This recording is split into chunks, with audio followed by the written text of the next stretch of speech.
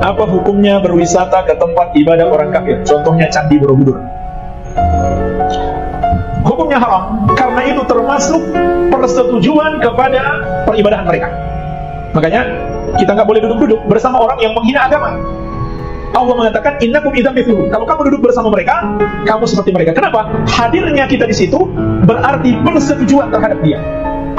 Kalau kita datang di tempat peribadahan orang kafir, sama saja berarti setuju dengan mereka.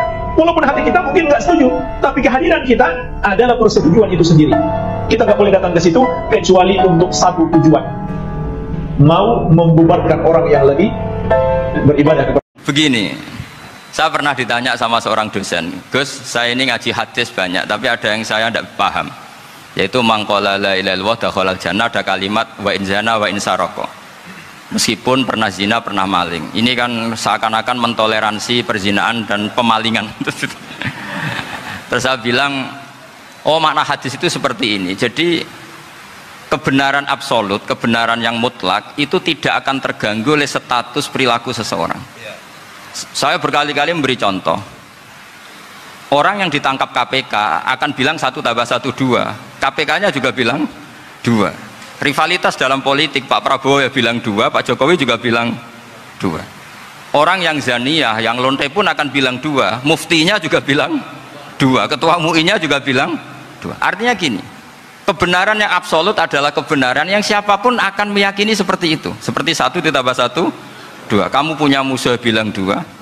Kalau ibu-ibu ini punya maru, ya marunya bilang 2 tadi tambah mama. Nggak tahu saya terjemahnya apa tadi.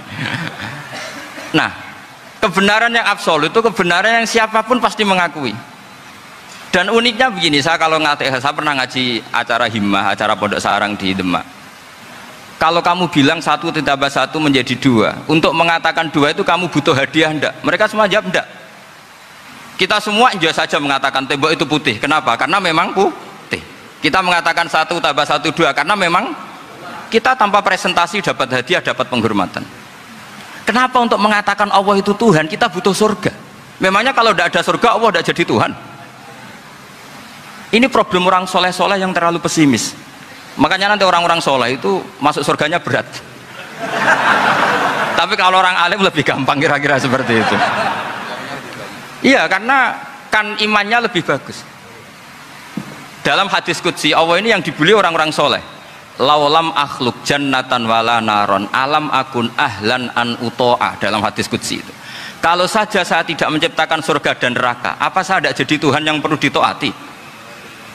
Apa kalau kamu tidak saya kasih uang 1 juta terus bilang 1 tambah 1 11? Enggak kan? Tetap bilang berapa? 2. Kalau kebenaran absolut yang 1 tambah 1 kamu bilang 2 meskipun tanpa mendapat hadiah. Kenapa untuk bilang Allah Tuhan kamu butuh hadiah surga? Itu kan serai ikhlas belas. Makanya saya terus mengajarkan ikhlas. Ikhlas itu bisa dilatih dengan akal, dengan pikiran, bil ilmi lah. Harus dilatih. Nah di sini ini momen atau makna yang mestinya harus difahami wa inzana, bahwa kalimat ini sah meskipun dilafadzkan seorang yang pernah zina. Sama seperti 1 tambah 1 2 sah, diucapkan siapa saja sah. Dan siapapun akan mengucapkan itu secara ikhlas. Ini penting saya utarakan. Sehingga setelah ada firqah-firqah takfiri yang mengatakan orang megang keris itu syirik, ke kuburan syirik, ini syirik. Itu salah besar. Salahnya adalah tadi kalimat-kalimat atau kebenaran-kebenaran absolut ini sudah jadi sibghata wa man ahsanu minallahi sibghah.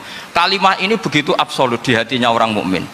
Sehingga ketika terganggu oleh hal-hal yang adat istiadat kayak pegang keris, kayak apa, ini tidak mengganggu. Tetap kualitas iman ini di atas keyakinan adat membawa apa keris. Kalau orang membawa keris menjadi syirik karena percaya sama makhluk. Orang misalnya kejawen kalau nggak bawa keris nggak nyaman. Orang kota itu kalau nggak bawa ATM juga nggak nyaman. Itu tidak dihukumi syirik. Kamu pergi lupa bawa HP nyaman enggak? Enggak, kenapa tidak dihukumi syirik?